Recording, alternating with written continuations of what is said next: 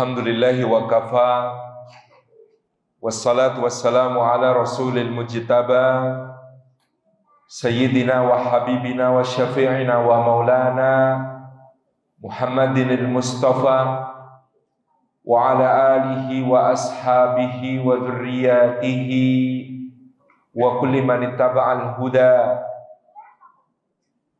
Asyhadu an la ilaha illallah wahdahu la syarikalah wa asyhadu anna Muhammadan abduhu wa rasuluh la nabiyya wa la rasula ba'dah. Sadatul afadil hadratal mukarramin yang kita takdimi, para alim, para ulama, para asatid, para ustadzat, para masyayikh, para kiai, guru-guru umat, wabil khusus yang kita takdimi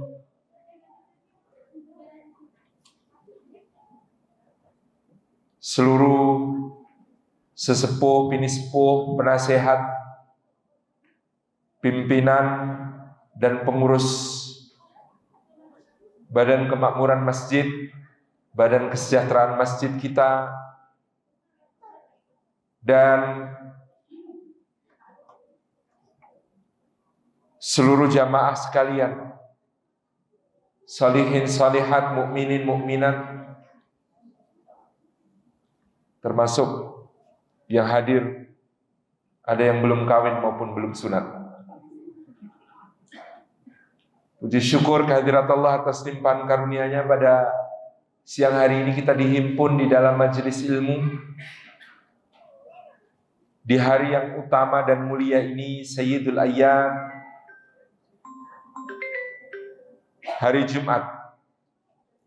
Maka semoga setiap langkah yang kita tempuh ke rumah Allah ini, tiap tapaknya menggugurkan dosa-dosa kita, tiap tapaknya meninggikan derajat kita di sisi Allah Subhanahu wa Ta'ala, tiap tapaknya menjadi pemudah jalan kita semua menuju ke surga. Amin Allahumma amin.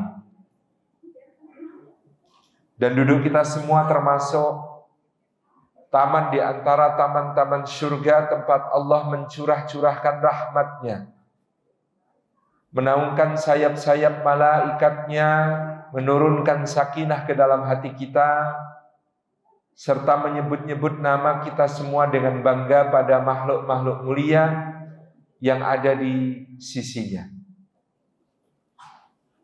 Bapak Ibu hadirin hadirat yang dimuliakan oleh Allah Subhanahu wa Ta'ala, sebaik-baik muntolak pembahasan kita adalah ayat-ayat Al-Quran dari suratul Luqman yang telah dibaca adik kita Azam tadi. Dan Allah Subhanahu wa Ta'ala di dalam rangkaian ayat ini menceritakan teladan dari seorang bapak yang penuh hikmah, Sayyidina Luqman Al-Hakim, yang mengukirkan pengajaran yang diberikannya kepada anak-anaknya dengan begitu indah. Pangkal mulanya seperti disebutkan oleh Allah Subhanahu wa Ta'ala, Dia Jalla Jalaluhu berfirman, "Walaqad ataina Luqmanal hikmata anishkur lillah wa may yashkur fa innama yashkuru li nafsihi wa man kafara fa innallaha ghaniyyun hamid." Allah Subhanahu wa Ta'ala mengatakan, walaqad, dan benar-benar sungguh-sungguh, ataina, telah kami anugerahkan, Luqmana, pada Luqman Al-Hakim, Al-Hikmata, hikmah, kebijaksanaan. Dikatakan dalam tafsir, Luqman, seorang yang berkulit hitam, berasal dari kalangan budak jelata, tetapi karena Allah menganugerahkan kepadanya hikmah, maka ditinggikanlah derajatnya, dimuliakanlah dia di antara manusia. Sebagian mufassir bahkan mengatakan Luqman al-Hakim minal anbiya, termasuk dari kalangan nabi-nabi. Karena Rasulullah SAW mengatakan sebelum kedatangan beliau telah diutus 124.000 orang nabi, 315 diantaranya menjadi rasul, 25 diantara mereka namanya disebut dalam Al-Quran, dan 5 orang diantara mereka diangkat menjadi para rasul ulul azmi, yakni Nuh, Ibrahim, Musa, Isa, dan Muhammad alaihi wassalatu wassalam. Jadi dari antara 124.000 nabi ini tidak menutup kemungkinan, demikian yang disampaikan sebagai mufassir, salah satunya adalah Luqman al-Hakim yang berkulit hitam dan berasal dari kalangan rakyat jelata, tetapi Allah menganugerahkan kepadanya hikmah, kebijaksanaan. Apa itu hikmah? Para ulama memberikan banyak takrif tentang apa yang disebut hikmah. Di antaranya dikutip Sayyidina Umar ibn Khattab, beliau mengatakan, bukanlah hikmah mengetahui mana yang hak, mana yang batil, mana yang baik, mana yang buruk. Itu belum mencapai derajat hikmah. Tetapi hikmah itu adalah menemukan yang terbaik di antara banyak hal yang baik dan menemukan hal yang paling ringan keburukannya di antara hal-hal yang buruk. Itulah hikmah. Jadi kata Sayyidina Umar, kalau sekedar mengetahui mana baik, mana buruk, mana hak, mana batil, mana salah, mana benar, itu belum sampai hikmah. Kalau hikmah itu bisa menemukan yang terbaik di antara yang baik-baik dan menemukan yang paling ringan keburukannya di antara yang buruk. Karena kehidupan kita tidaklah kadang-kadang hanya hitam dan putih, tetapi kita dihadapkan pada perkara-perkara yang abu-abu, perkara-perkara yang rumit dan pelik, perkara-perkara yang samar-samar, sehingga hanya dengan hikmah bisa menemukan yang terbaik di antara yang baik-baik dan bisa menemukan yang paling ringan keburukannya di antara hal-hal yang buruk, ketika ternyata yang harus dipilih buruk semua. Itu misalnya. Nah, Bapak Ibu yang dirahmati oleh Allah Subhanahu wa taala, maka banyak sekali berbagai riwayat menyebutkan tentang kisah hikmah dari seorang ayah idaman, ayah panutan yang bernama Luqman al-Hakim. Dan dia kalau memberi pengajaran kepada anaknya dengan sesuatu yang sangat membekas. Misalnya riwayat yang terkenal, pada satu hari Luqman al-Hakim berkata kepada anaknya, "Nak, kalau engkau yakin satu hal sebagai kebenaran dan kebaikan, maka lakukanlah dan jangan pedulikan apa yang dikatakan orang. Sebagaimana kalau kamu mengetahui bahwa satu hal adalah buruk, maka tinggalkanlah dan janganlah kamu pedulikan apa yang dikatakan orang. Karena tidak ada yang selamat dari lisan dan perbincangan manusia. Tidak ada yang selamat dari lisan dan perbincangan manusia, mau sebaik apapun." Seperti yang dikatakan Imam Asy-Syafi'i, kalau kata Imam Asy-Syafi'i, barang siapa mengira bisa selamat dari lisan sesama manusia, dia sudah kehilangan akalnya. Bagaimana tidak kepada Allah yang maha sempurna, maha perkasa, maha terpuji. Ada yang mengatakan Allah itu yang ketiga daripada tiga. Dan kepada Rasulullah Muhammad SAW yang akhlaknya paling mulia, dijuluki Al-Amin, Ada pula yang mengatakan sahirun majnun, dia tukang sihir yang gila. Maka kata Imam Syafi'i, apalagi kita, wong Allah dan Rasulnya saja tidak selamat dari omongan manusia, maka lebih-lebih kita ini juga tidak akan selamat dari omongan manusia. Tetapi Luqman Al-Hakim punya cara untuk meyakinkan anaknya bahwa inilah hakikat kebenaran. Jangan pedulikan omongan manusia kalau kamu sudah yakin yang kamu lakukan adalah benar. Maka dia keluar bersama anaknya. Apa yang dia lakukan pertama kali? Dengan keledainya. Jadi dia bawa anaknya dan kemudian dia bawa keledainya. Pertama-tama maka mereka menaiki keledai itu berdua. Sang ayah di belakang, anaknya ditaruh di depannya. Lalu keledai itu dikendarai. Ketika mereka lewat, maka manusia berkata, bapak dan anak ini tidak berperi kehewanan. Masa keledai sekurus itu dinaiki berdua? Sungguh zalim kepada hewan. Mendengar kalimat itu, kemudian sang bapak berkata, nak, kamu dengar apa yang mereka katakan? Mari kita coba hal yang lain. Lalu sang bapak pun turun menuntun anaknya yang ada di atas keledai. Anaknya disuruh naik, bapaknya yang nuntun. Ketika mereka lewat di rombongan orang-orang yang melihat mereka, orang-orang itu berkata, dasar anak gak tahu diri. Bapaknya disuruh jalan kaki, dia enak-enak di atas. Ini namanya anak durhaka. Kemudian Luqman berkata kepada anaknya, bagaimana nak? Iya ayah, aku merasa bersalah, aku aja sekarang yang nuntun ayah di atas. Lalu bapaknya kemudian mengendarai keledai, si anak yang menuntun. Ketika itu terjadi, maka orang-orang yang dilewati pun berkomentar, dasar bapak tidak tahu diri. Anaknya suruh panas-panasan jalan kaki. Dia enak-enak di atas keledai. Bapak macam apa itu? Tidak punya kasih sayang kepada anak.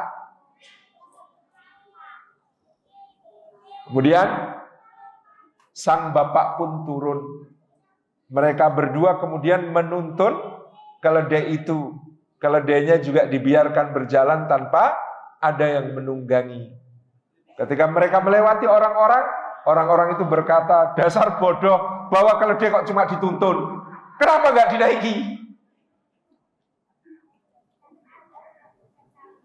Akhirnya bapak dan anak ini sepakat kalau begitu sekarang kita gotong saja keledai ini. Seperti yang dikatakan orang-orang tadi, biar kita dianggap punya peri kehewanan.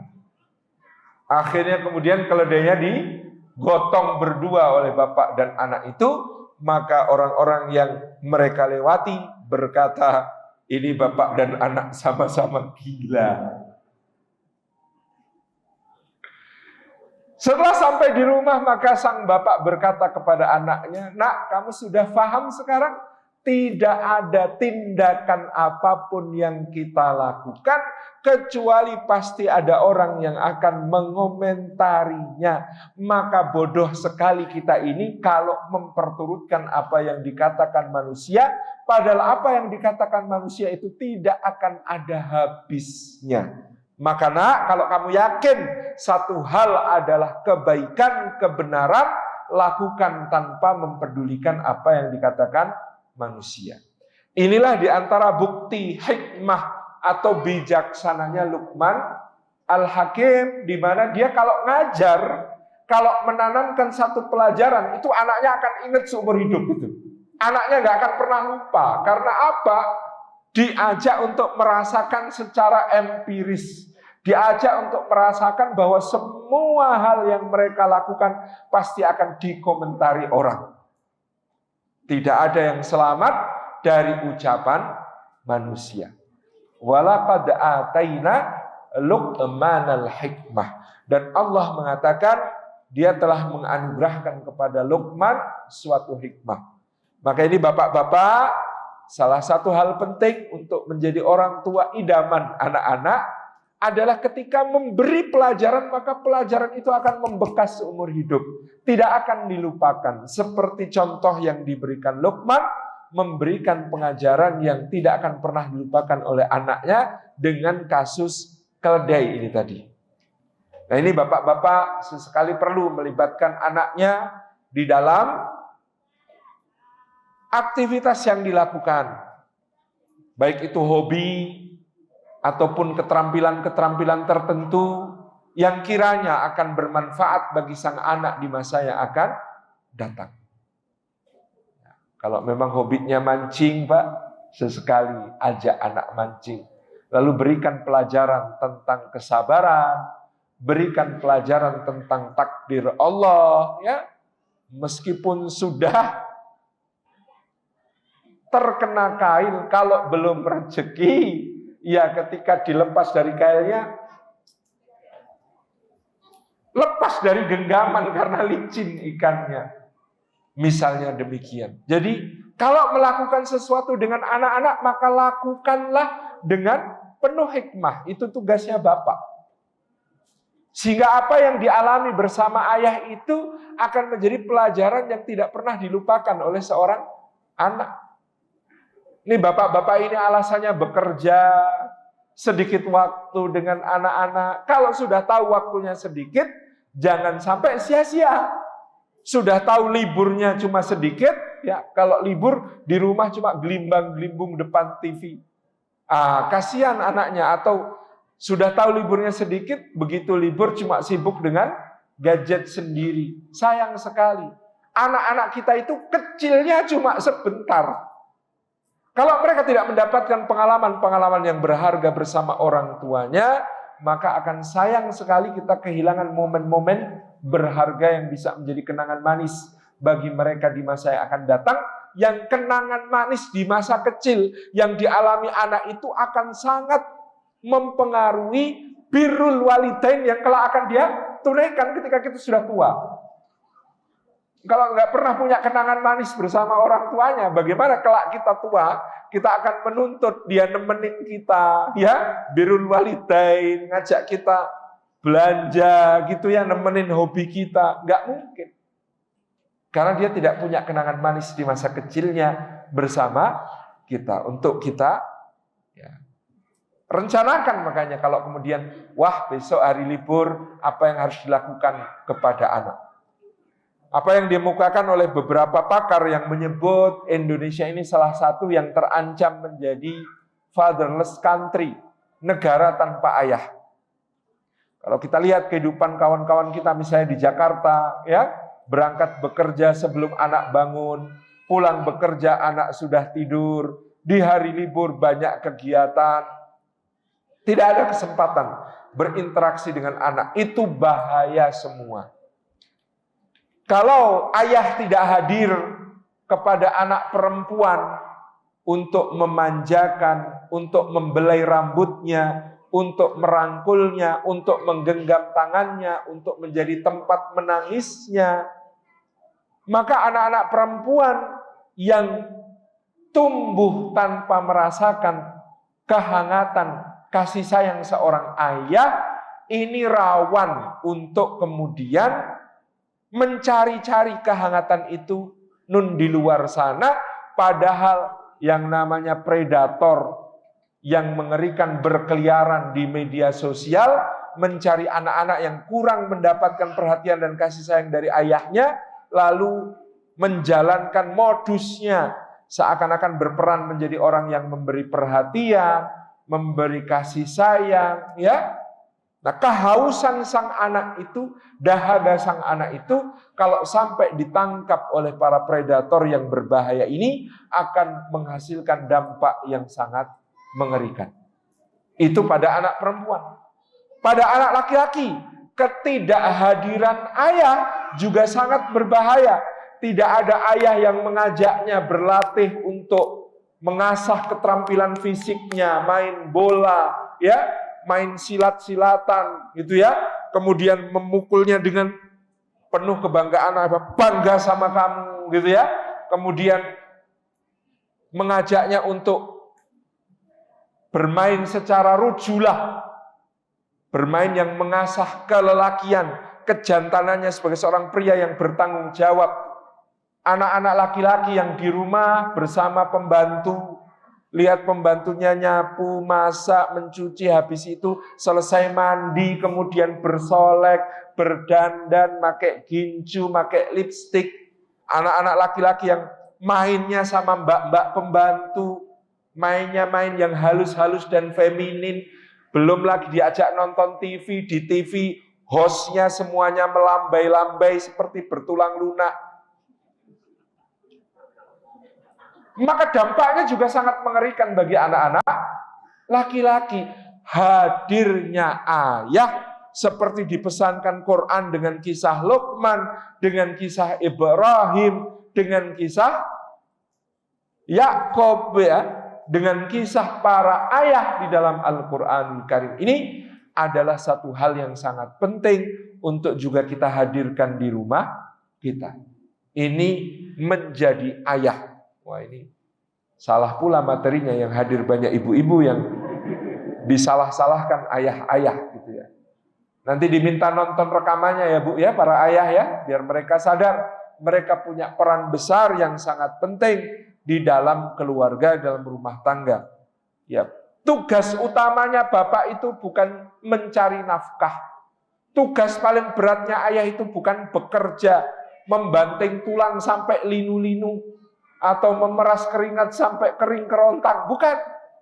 Tugas terberat seorang suami, seorang ayah adalah ya ayyuhalladzina amanu qu anfusakum wa ahlikum nara.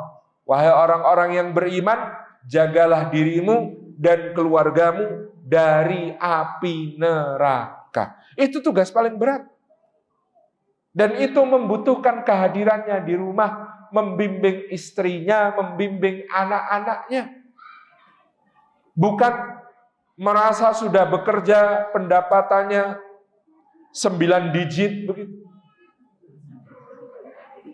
Lalu sudah merasa selesai tugasnya sebagai suami, sebagai ayah. Sudah merasa memberi nafkah. Tetapi ada yang lebih penting. Ku anfusakum wa ahlikum nara. Jagalah dirimu dan keluargamu dari api neraka. Pak, lebih berat mana? Menjaga dari api neraka atau memasukkan ke surga? Lebih berat mana, Pak? Saya beritahu, lebih berat menjaga dari api neraka. Kok bisa begitu? Karena kalau masuk surga itu skenarionya 3. Masuk surga tanpa hisab, itu yang pertama. Karena sangat besarnya kebaikannya, sudah tidak perlu diperhitungkan amalnya, tidak perlu ditimbang kebaikan keburukannya. Karena besarnya kebaikannya, tidak diaudit, langsung masuk surga. Mudah-mudahan kita semua termasuk yang demikian. Yang kedua, orang masuk surga, skenario kedua adalah dihisab. Ketika diaudit, diperhitungkan amalnya, maka ternyata amal-amal solehnya lebih banyak, amal salahnya lebih sedikit, pahalanya lebih berat, dosanya hanya ringan. Maka kemudian orang yang seperti ini, dia masuk surga secara langsung. Paling tidak mudah-mudahan kita termasuk yang demikian.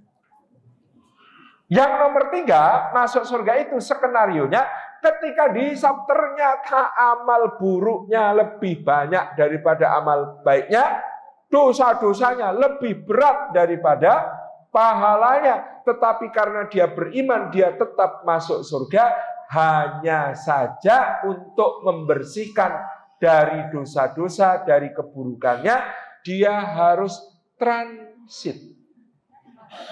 Mampir dulu ke neraka.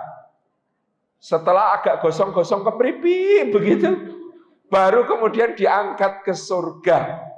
Hangus-hangus dikit, dimasukkan ke satu mata air di surga, lalu kemudian baru utuh dan memasuki surga dengan sempurna. Ini juga masuk surga, tapi kayaknya kita nggak pengen transit. Maka kalau Allah mengatakan adkhilu anfusakum wa ahlikum jannatan, masukkan dirimu dan keluargamu ke dalam surga, itu skenario 1, 2, 3 memungkinkan. Tapi begitu Allah mengatakan ku anfusakum wa ahlikum nara, jagalah dirimu dan keluargamu dari api neraka, maka secara tidak langsung Allah sebenarnya mengatakan masukkan dirimu dan keluargamu ke dalam surga tanpa hisab, atau minimal jika dengan hisab maka harus dipastikan amal solehnya lebih banyak daripada amal buruknya, pahalanya lebih berat daripada dosanya. Faham ya kenapa ku anfusakum wa ahlikum nara lebih berat? Karena dengan begitu kita diwajibkan menjaga diri kita dan keluarga kita untuk masuk surga tanpa perlu transit sama sekali. Nah, ini tugasnya bapak-bapak. Walaqad ataina Luqmanal hikmata anishkur lillah. Dan di antara semua hikmah yang dianugerahkan kepada Luqman oleh Allah Subhanahu wa taala, salah satu hikmah yang paling penting adalah hikmah pandainya bersyukur kepada Allah. Jadi pandai bersyukur itu termasuk hikmah kebijaksanaan yang paling tinggi nilainya. Kenapa? Karena tidak banyak orang pandai bersyukur. Kita ini baru peka bersyukur biasanya kalau karunianya, anugerahnya mengejutkan. Karunia yang diterima secara rutin, terus-menerus, biasanya membuat kita lalai untuk mensyukurinya. Sama dengan orang yang kita kasih, Pak. Ngasih sekali, WA kirim ucapan terima kasih 3 kali, Pak. Dikasih yang kedua, WA kirim ucapan terima kasih 2 kali, Pak. Dikasih yang ketiga, WA ucapan terima kasihnya cuma 1, Pak. Dikasih yang keempat, sudah mulai tidak ada WA. Demikian pula yang kelima, yang keenam, yang ketujuh, baru nanti kalau dihentikan, dia sudah protes bahkan. Karena apa? Karena terbiasa itu membuat hati kita tumpul dari bersyukur. Dikasih nafas tiap hari. Ada yang kemudian mensyukuri nafas? Loh, ini tidak berdoa, tidak minta, dikasih terus sama Allah. Baru sadar bahwa nikmat nafas itu mahal ketika asmanya kambuh. Masya Allah. Sesek, apalagi pas COVID, saturasi 70%. Nah, baru ternyata bernafas itu nikmat. Disuruh beli oksigen 1 tabung harganya 400.000, cuma dipakai 1,5 jam. Wow, jebulnya mahal bernafas itu.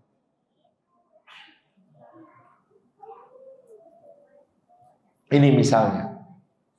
Nah, maka orang yang bisa mensyukuri berbagai nikmat yang dianugerahkan kepadanya, meskipun nikmat itu terasa biasa-biasa saja, karena tiap hari didapat, karena tiap hari dirasakan, ini namanya orang yang berhikmah. Pandai bersyukur kepada Allah termasuk hikmah yang paling tinggi. Kata Umar bin Abdul Aziz, kemampuan mensyukuri suatu nikmat adalah nikmat yang lebih besar daripada nikmat yang disyukuri. Dapat snack, oh saya enggak. Bapak Ibu dapat, saya enggak. Bismillahirrahmanirrahim. Dapat minum misalnya, kemudian kita minum di tengah suasana yang sangat haus. Maka kemampuan untuk mensyukuri nikmat minum dengan mengucapkan alhamdulillah, itu adalah nikmat yang lebih besar daripada nikmat minum, meskipun gelasnya bagus, wong isinya sama. Ini contoh, begitu ya. Jadi kemampuan untuk mensyukuri suatu nikmat adalah nikmat yang lebih besar daripada nikmat yang disyukuri. Alhamdulillah sudah bisa beli mobil baru. Apa Bu biasanya yang dibeli bapak-bapak di sini? Pajero, misalnya. Maka mensyukuri nikmatnya dengan mengucap alhamdulillahirabbil alamin, menggunakannya untuk ketaatan, bisa berbagi nikmat kepada sesama, maka nikmat ini lebih besar. Nikmat mensyukuri itu lebih besar daripada nikmat yang diterima. Tabarakallah. Nah, Bapak Ibu yang dirahmati oleh Allah, di dalam konteks keluarga, maka pilar penting, pondasi mendasar yang harus dimiliki orang tua untuk nanti mendidik anak-anaknya seperti Luqman Al-Hakim mendidik anak-anaknya, pertama-tama adalah harus pandai bersyukur. Kalau kita perhatikan nanti Luqman Al-Hakim akan punya 5 kurikulum pendidikan. Apa saja Pak 5 kurikulum pendidikannya Luqman Al-Hakim? Ada dalam ayat-ayat yang tadi dibaca oleh Di Azam. 1, ya bunayya la tusyrik billah. Wahai anakku, jangan mempersekutukan Allah. Ini adalah kurikulum tauhid nomor 1. Yang kedua, ya bunayya innaha intakum mithqala habbatin min khardalin fatakum fi sahratin aw fis samawati aw fil ardi ya'ti bihallah innallaha latifun khabir. Nak, seandainya ada benda seberat biji darah yang kecil sekali berada di dalam batu, tersembunyi di petala langit, atau ada di kedalaman bumi, tidak ada yang mengetahui dan melihatnya, maka Allah pasti mengetahui dan melihatnya, dan Allah akan mendatangkan balasannya. Apa kurikulum kedua ini? Muraqabatullah. Memahamkan anak bahwa Allah maha mengawasi dan membalas amal kita. Jadi pertama tauhid, yang kedua muraqabatullah, yang ketiga ya bunayya aqimis sholata wa'mur bil ma'rufi wanha 'anil munkar wasbir 'ala ma asabak inna dzalika min azmil umur. Nak, tegakkan salat, perintahkan yang ma'ruf dan cegah yang mungkar, serta bersabarlah atas semua yang menimpamu. Yang demikian itu termasuk perkara yang diwajibkan. Yang ketiga, ibadah dan semua konsekuensinya. Jadi pertama tauhid, kedua muraqabatullah, yang ketiga ibadah. Itu kurikulumnya Luqman. Kurikulum keempat, wala tusair khadzaka linnasi wala tamshi fil ardi maraha. Tentang akhlak yang mulia. Yang kelima, waqsid fi masyika waghdud min sautik. Adab, sederhanalah dalam berjalan dan tahanlah sebagian suaramu. Itu adab. Jadi kurikulumnya 5, tauhid, muraqabatullah, ibadah, akhlak, adab. Tapi sebelum mengajarkan semua itu, satu hal yang sangat penting dari Luqman adalah syukur. Bukan hanya bersyukur kepada Allah, tetapi saling mensyukuri dengan anggota keluarga yang ada. Karena ini sangat penting. Bapak-bapak, kapan terakhir mengucapkan jazakillahu khairan, makasih ya Mi, makasih ya Ma, makasih ya Bun? Kapan Pak terakhir mengucapkan terima kasih kepada istri, mengapresiasi istri? Ya Allah bun, makasih ya bun, jazakillah khairan, kamu telah menjadi Perdana Menteri terbaik di negara yang bernama rumah tangga. Aku presiden, kamu Perdana Menteri. Tanpamu rumah ini pasti kacau beliau sengau paro berantakan. Tidak karuan. Kamu telah mengurus anak-anak kita. Kamu telah mengurus urusan belanja. Kamu telah mengurus urusan makan minum. Kamu telah mengurus berbagai keperluan di dalam rumah kita dengan begitu baik. Bahkan kamu sempat mengurus dasawisma, mengurus arisan, mengurus pengajian. Bahkan kamu sempat mengurus PAUD, mengurus TPA TPQ. Wahai istriku, kamu wanita perkasa. I love you. Muah. Kapan Pak terakhir mengucapkan terima kasih semacam itu? Pulang praktek. Dan istrinya akan tanya, apa-apaan nih?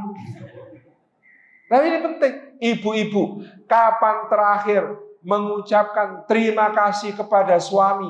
Menyambut suami pulang, dibukakan pintu, lalu kemudian menyambut dengan ceria. Abang? Gitu. Walau istrinya depan pintu nyambutnya begitu, suaminya terbelalak. Lalu dituntun dibawa ke kursi, sepatunya dibantu lepas talinya, tasnya diambil, disediakan kopi, teh, es cendol, es duren, es macam-macam. Misalnya. Tapi yang terpenting mengucapkan, Mas, Bang, jazakallahu khairan ya Bang, sudah menjadi suami yang bertanggung jawab, bekerja membanting tulang sampai linu-linu semua, memeras keringat di smelter sampai kering kerontang, panas banget, gitu. Terima kasih sudah menjadi suami yang soleh, rajin ke masjid, ikut pengajian. Terima kasih sudah menjadi suami yang baik hati, mau dengerin pas aku curhat. Terima kasih sudah menjadi suami yang perhatian, beliin aku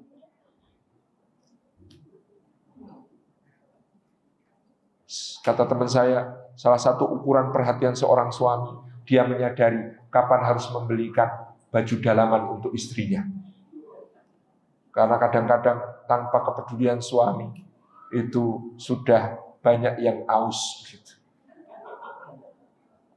Misalnya, terima kasih ya Bang, sudah jadi bapak yang soleh, ngajak anak ke pengajian, ngajak anak ke masjid, gitu ya. Ucapkan terima kasih. Karena tabiat manusia itu, apa yang diapresiasi akan diteruskan dan ditingkatkan. Dan apa yang tidak diapresiasi akan dikerjakan males-malesan. Itu tabiat.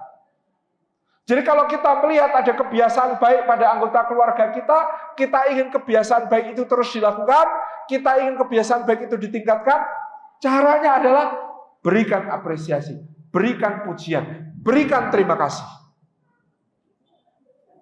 Ibu-ibu, nanti malam anaknya mau tidur, kecup keningnya, elus kepalanya, katakan, makasih ya Mas, makasih ya Bang, hari ini jadi abang yang baik buat adik-adik. Makasih ya Bang, hari ini jadi anak soleh, gak rewel, gak ngerepotin. Makasih ya Nak, hari ini mau ngaji. Makasih ya Nak, hari ini mau setor hafalan. Makasih ya Nak, hari ini tidak gangguin bunda yang sibuk banget. Makasih ya Nak, hari ini nggak rewel. Makasih ya Nak, berikan ungkapan syukur, ungkapan apresiasi. Kalau ini diberikan, Bapak Ibu yang dirahmati Allah, hujan. Allahumma sholli ala Muhammad. Masya Allah. Maka anak-anak kita akan tahu ini harus ulangi, ini harus dikuatkan, ini harus dilanjutkan, ini harus ditingkatkan. Karena apa? Karena mendapatkan apresiasi. Pertanyaan, ibu-ibu, ada anaknya umur 4 tahun, habis makan. Setelah selesai makan, dia membawa piringnya dengan kerepotan menuju ke tempat cuci piring wastafel. Menjelang sampai tempat cuci piring, piring itu jatuh lalu pecah. Pertanyaannya, apa yang dikomentari oleh ibu dan bapaknya? Apakah yang dikomentari adalah inisiatif dan tanggung jawabnya yang sangat baik, habis makan mau membawa piring kotornya ke tempat cuci piring, ataukah yang dikomentari adalah piring yang jatuh dan berbunyi prang, pecah berantakan? Mana Bu yang dikomentari biasanya? Piring yang pecah. Apalagi komentarnya tidak mendidik. Contoh komentar tidak mendidik. Ya Allah, udah, malah pecah. Sini, biar bunda aja bersihin. Kamu sana duduk sana. Di mana tidak mendidiknya, si anak akan terngiang-ngiang, udah bunda aja. Nanti kalau umur 15 disuruh bantu cuci piring kok tidak mau, karena di kepalanya terngiang-ngiang, udah bunda aja.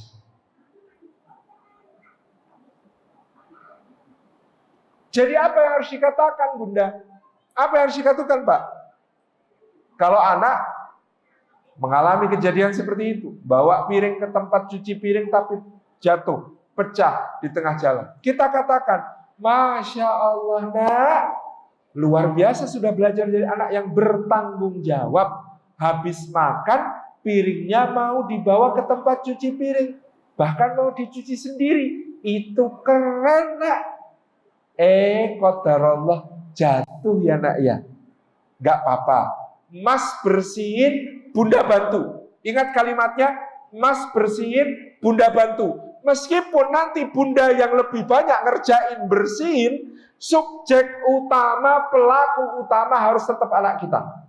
Kita cuma membantu. Anak itu yang lebih punya tanggung jawab untuk membereskan apa yang dia bikin pecah, apa yang dibikin berantakan. Kita katakan padanya, mas bersihin, bunda bantu, yuk. Ini akan mendidiknya menjadi anak yang penuh tanggung jawab, merasa menjadi subjek utama yang harus bertanggung jawab, harus bertindak, dan tindakan positifnya akan selalu dia kenang, selalu dia ingat untuk diulang. Karena ini adalah hal baik yang diapresiasi oleh orang tua. Jadi ini prasyaratnya Bapak Ibu. Kalau kita pandai bersyukur kepada anak, pandai berkomentar yang baik kepada anak, insya Allah anak kita mudah dididik dengan kurikulumnya Luqman Al-Hakim. Yang pertama, kurikulum Tauhid. Kurikulum Tauhid ini kita tanamkan kepadanya dalam berbagai hal, berbagai aspek. Misalnya mengenalkan dia dengan anggota badan. Masya Allah nak, indah sekali bola matamu.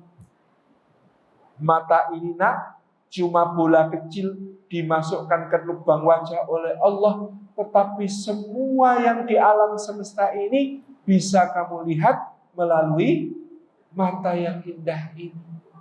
Alhamdulillah ya nak ya, bisa melihat berbagai keindahan ciptaan Allah, hewan-hewan, huruf-huruf bisa dibaca, semua karena Allah menganugerahkan mata. Kalau Allah yang memberi kita mata, yang membuat kita bisa melihat, maka sungguh tidak adil kalau kita beribadahnya kepada selain Allah.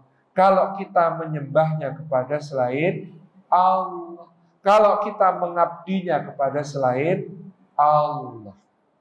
Nah, itu bisa pakai mata. Itu baru mata, Pak. Bisa mulut, bisa hidung. Itu lihat nggak, hidungmu indah sekali. Lubangnya sama Allah ditaruh di bawah. Betapa hebatnya Allah menciptakan. Coba kalau hidung itu lubangnya di atas, nak, pulang hujan nggak bawa payung begini, repot. Karena semua air hujan masuk ke dalam pernafasan. Nah, kalau Allah yang menciptakan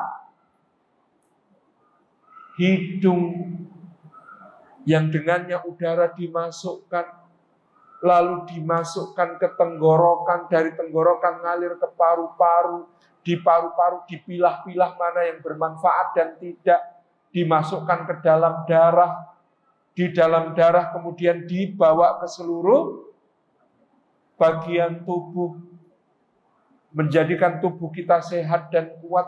Kalau Allah yang memberi semua itu, nak, apakah pantas kita beribadah kepada selain Allah? Itu tauhid loh.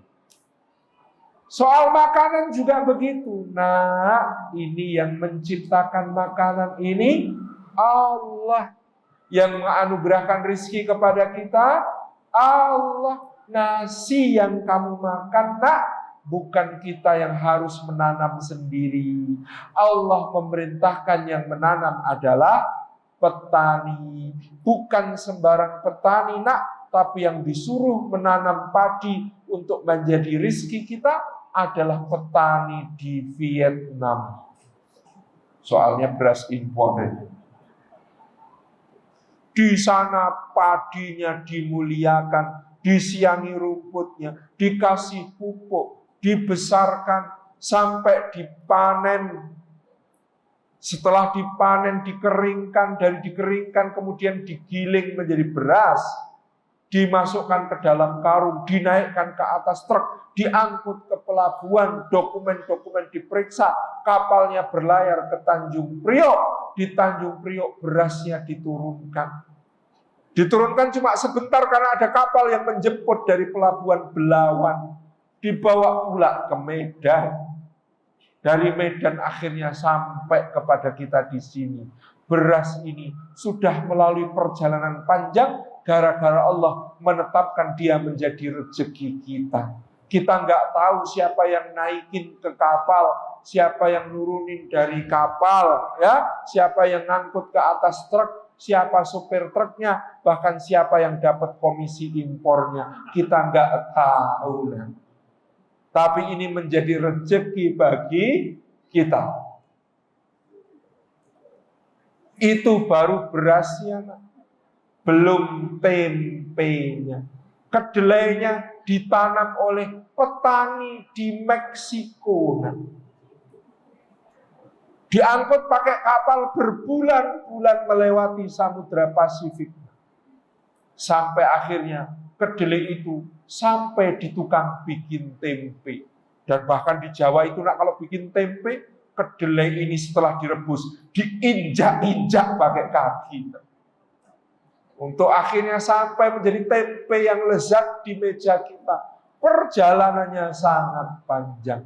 Itu baru tempenya. Belum sambal kecapnya. Belum kerupuknya. Belum sayur sopnya yang terdiri dari 7 macam sayuran, 14 macam bumbu. Yang semuanya terhimpun dari bumi Allah yang luas. Semua Allah yang mengatur sampai asam dari gunung dan garam dari laut bisa bertemu di panci yang sama. Masya Allah. Kalau Allah yang demikian itu yang mengatur rezeki kita, maka patutkah kita beribadah kepada selain Allah? Tauhid lagi, Pak. Nak, hujan turun, nak. Dari hujan yang turun itu tumbuhlah pohon kapas, nak. Dari pohon kapas itu dipanen, lalu dipintal menjadi benang, benang dirajut, ditenun menjadi kain, kain dipotong-potong, dijahit menjadi baju, lalu menjadi baju kita, nak. Masya Allah, yang ngatur Allah. Hujan yang sama, nak, turun, tumbuh rerumputan, nak. Rerumputan itu dimakan domba-domba merino Australia, nak. Lalu dombanya bulunya tebel, nak. Ketika bulunya tebel dicukur, cukuran bulu dipintal jadi benang wol, ditenun jadi kain, dibikin menjadi baju. Hujan yang lain, nak, turun di tempat lain, menghasilkan pohon murbei. Pohon murbei daunnya dimakan ulat, nak. Ulatnya namanya ulat sutra, nak. Habis itu berkepompong, nak. Berkepompong, lalu dia keluar kepompongnya, lalu dipintal jadi benang, nak. Namanya benang sutra. Nah, yang ini karena kamu laki-laki, kamu nggak boleh pakai. Yang pakai adikmu yang perempuan boleh, tapi kita semua nanti pakainya di surga. Loh, hujannya sama, nak. Satu jadi benang katun, satu jadi benang wol, satu jadi benang sutra. Betapa hebatnya ya, nak. Allah mengatur semua itu untuk menjadi pakaian kita. Ini belum nanti jelaskan baju yang dari serat pisang, serat nanas, gitu ya. Jadi kalau ada yang bingung, anak itu diajarin tauhid pakai apa? Lah ini kurikulumnya banyak sekali, tinggal pilih mau diajarin dari sebelah mana, Masya Allah, tabarakallah. Kurikulum kedua, apa tadi? Muraqabatullah. Kurikulum kedua ini tidak kalah penting daripada kurikulum pertama. Banyak orang yang mengira mengajarkan tauhid sudah cukup. Tidak, ada kurikulum kedua yang tidak kalah penting, yaitu mengajarkan bahwa Allah senantiasa mengawasi, melihat, mencatat amal perbuatan, dan akan memberikan balasannya. Nah, kalau kamu yakin, nak, bahwa hal itu baik, lakukan, nak, meskipun ayah nggak lihat, ayah nggak bisa bangga sama kamu. Meskipun bunda nggak lihat, bunda nggak bisa nyium sayang buat kamu. Meskipun teman-teman nggak lihat, teman-teman nggak bisa kagum sama kamu. Meskipun ustadzah nggak lihat, nggak bisa memuji kamu.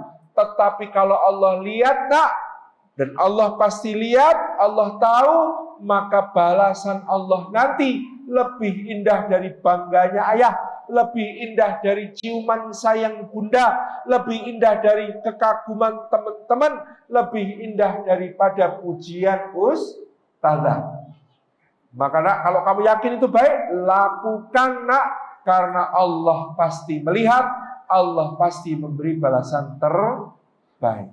Sebaliknya, nak, kalau kamu yakin ini hal yang jelek, hal yang tidak baik, meskipun ayah lihat nggak bisa jewer, ayah nggak lihat nggak bisa jewer kamu, meskipun bunda nggak lihat nggak bisa cemberutin kamu, meskipun teman-teman nggak lihat nggak bisa mencibir kamu, meskipun ustadz-ustadzah nggak lihat nggak bisa negur kamu, tapi kalau Allah lihat, nak, Allah juga pasti akan memberikan balasan. Ini juga harus ditanamkan yang seperti ini kepada anak kita. Dan kita berlatih sebagai orang tua, jangan merasa menjadi yang membalas amal secara terbaik. Karena kadang-kadang orang tua ada yang mengatakan, nanti kalau kamu hafal juz 30, kita liburan ke Singapura. Seakan-akan yang kemudian paling hebat dalam membalas kebaikannya adalah orang tuanya. Jangan, Pak, jangan, Bu. Katakan pada anak kita, setelah dia berhasil misalnya khatam juz 30, belikan hadiah semampu kita. Misalnya sepeda. Nah, Masya Allah, ayah dan bunda bersyukur sekali kamu sudah hafal juz 30. Maaf ya, nak, ayah dan bunda nggak bisa ngasih apa-apa. Ini sepeda juga bukan dari ayah bunda, tapi dari Allah lewat ayah bunda. Mudah-mudahan bermanfaat buat kamu. Lanjutkan menghafalnya, karena ayah dan bunda yakin di sisi Allah nanti balasan untuk orang yang ngapalin Quran jauh lebih dahsyat dari semua apapun yang bisa ayah bunda berikan buat kamu. Semangat ya nak, selamat ya nak, I love you. Memotivasi dengan cara seperti ini akan jauh lebih dahsyat dibandingkan berjanji. Jadi ngasihnya ketika dia sudah berprestasi, diberikan dengan penuh pemaknaan. Kurikulum kedua. Kurikulum ketiga, ibadah.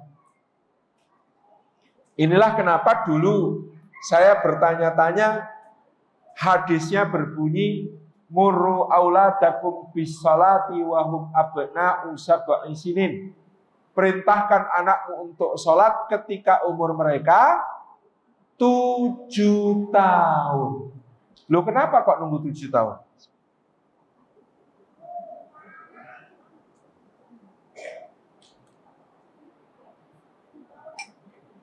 Kenapa kok nunggu 7 tahun? Untuk disuruh, diperintahkan sholat, didisiplinkan sholat. Kenapa kok nunggu 7 tahun? Karena sebelum 7 tahun ada 2 kurikulum penting tadi.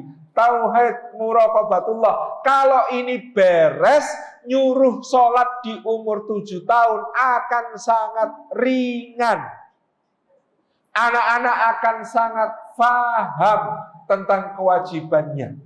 Karena tauhid dan muraqabatullahnya sudah beres. Maka dia akan mudah disuruh sholat. Bahkan sesudah sholat sudah tanya, kapan boleh sholat lagi? Sudah kepengen sholat lagi. Padahal baru selesai sholat subuh. Duhurnya kapan pun. Ya nanti siang. Wah, udah pengen sholat pun. Ya tunggu nanti duha. Boleh sholat duha. Karena apa? Karena dia sudah paham. Ini kewajibannya sebagai seorang hamba kepada Allah. Maka tidak usah tergesa-gesa nyuruh sholat. Ada satu ketika seorang ibu mengadu kepada kami, Ustadz, gimana Ustadz? Anak saya itu kok sudah 10 tahun disuruh sholat, nggak mau Ustadz. Loh, ibu sudah mengenalkan sholat belum kepada dia? Sudah Ustadz, sejak umur 2 tahun sudah saya belikan mukena. Pertanyaannya, ketika dia zaman kecil dulu, dia ikut sholat lalu dia gangguin ibu, apa yang ibu lakukan? Ibu itu menjawab, oh ya saya marah Ustadz kalau dia gangguin sholat. Saya tegur, enak ini tuh sholat lagi ibadah sama Allah, gak boleh ganggu, dosa. Kadang-kadang saya cubit juga Ustadz, sambil sholat Bu. Iya. Jadi sambil sholat bisa nyubit. Mari coba berkaca kepada Rasulullah. Untuk anak-anak di bawah usia 7 tahun, oleh Rasulullah, sholat itu ditanamkan harus menyenangkan. Makanya cucu beliau, Umamah binti Abil As, diajak ke masjid. Ketika Rasulullah sholat, Umamah digendong. Ketika nanti ada fikih, sholat sambil menggendong anak. Ketika berdiri digendong, ketika rukuk ditahan atau diletakkan, ketika iktidal digendong lagi, ketika sujud diletakkan lagi, duduk di antara 2 sujud dipangku, dan seterusnya.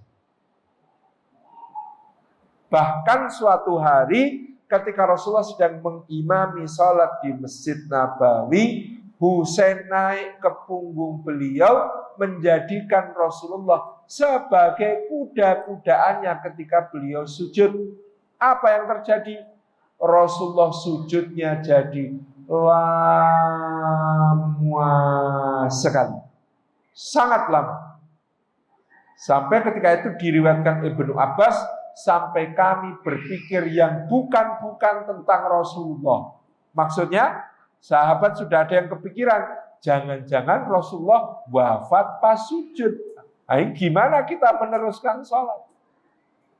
Ternyata akhirnya Rasulullah bangun, setelah selesai salam, beliau menyampaikan kepada para sahabat, aku tadi waktu sujud dijadikan Husain kuda-kudaan, maka aku biarkan dia main sampai puas, sampai selesai, sampai turun sendiri, baru aku angkat kepala. Lakukan beda sama kita ya. Kalau kita lagi sujud, anaknya naik, ya kita gimana caranya supaya dia terprosok turun, bleset turun. Itu kita nyari cara begitu. Rasulullah dulu biar cucunya main sampai puas, baru angkat kepala dari sujud. Bahkan itu dalam sholat berjamaah. Jadi Rasulullah itu mengenalkan sholat sebelum usia 7 tahun kepada anak-anak ini harus sangat fun, harus sangat senang. Jangan sampai ada anak trauma sholat. Kenapa kok nggak mau sholat? Ngeri. Kenapa kok ngeri? Ibu saya kalau sholat jadi galak, marah-marah terus, nyubit-nyubit sakit. Ini tentang kurikulum ketiga.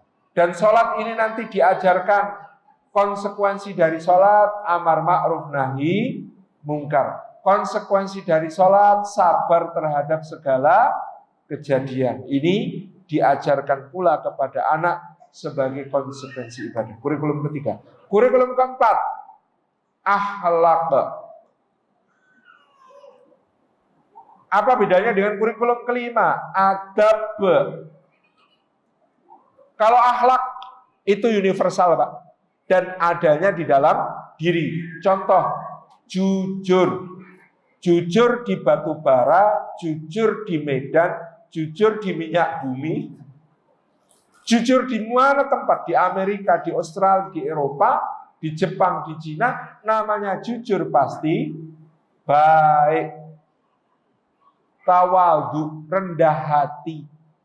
Dimanapun juga pasti disenangi. Orang rendah hati itu di Amerika juga disenangi, humble namanya. Di Indonesia juga disenangi. Di Mekah juga disenangi. Di Mesir, negaranya Fir'aun juga disenangi. Di segala mana yang namanya tawadhu itu disenangi.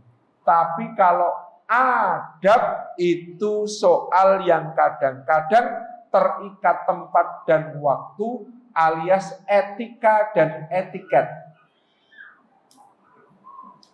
Contoh, sopan di Indonesia belum tentu sopan di Arab Saudi atau juga bahkan di Emirat. Sopan di sana sebaliknya juga belum tentu sopan di Indonesia. Misalnya, cara orang Saudi satu sama lain untuk menghormati dan menghargai, maka ketika sedang saling berbicara, mendekat dan megang-megang jenggot lawan bicara.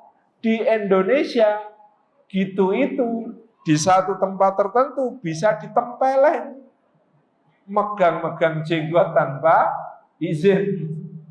Nah, di Saudi yang sopan pegang-pegang jenggot. Maka dulu ada syekh dari Jordania di Jogokarian, dia dicium tangannya sama jamaah, dia marah-marah, dia nolak, nggak mau, jangan nyium tangan kayak begitu, itu pengagungan melebihi batas. Ya seperti orang rukuknya pada Allah, jangan nunduk-nunduk pada saya. Saya jelaskan, itu bukan rukuk, dan itu bukan sujud, dan itu bukan ibadah, itu hanya menghormati dan takzim. Ya tapi saya nggak nyaman, geli toh, sama. Saya lihat orang Saudi pegang jenggot juga geli. Apalagi orang Emirat untuk saling menghormati gimana Pak? Hidung disentuhin, adu hidung. Cowok sama cowok loh. Kan geli. Iya, maka yang namanya adab kadang di mana-mana tidak selalu sama. Di India, geleng-geleng artinya yes. Of course, I agree. Itu geleng-geleng. Di Indonesia geleng-geleng artinya tidak. Jadi kalau yang namanya adab terikat tempat, terikat waktu, ada perbedaan. Yang sopan di Sumatera Utara, di Jawa mungkin beda ukurannya. Yang sopan di Jawa, mungkin di sini dianggap apa-apaan itu. Kita kalau di Mesir atau di Suriah, dikasih minum, lalu kita minum, habis minum gelasnya diletakkan, maka gelas itu akan langsung dibawa masuk ke rumah, ke dalam. Kenapa? Diletakkan berarti tidak seneng, udah nggak suka, maka ditaruh. Iya kan? Jadi kalau di sana, kalau kita dijamu minum, gelasnya pegangin terus. Jangan dilepas. Itu di Mesir. Di Palestina beda lagi. Makan, habis, piring ditaruh, diisi lagi. Karena kalau piring ditaruh setelah dimakan, berarti kurang. Maka akan terus dia isi terus. Sama, di sini ke masjid pakai sarung itu bagus, sopan. Di Suriah, ke masjid pakai sarung, orang nahan ketawa.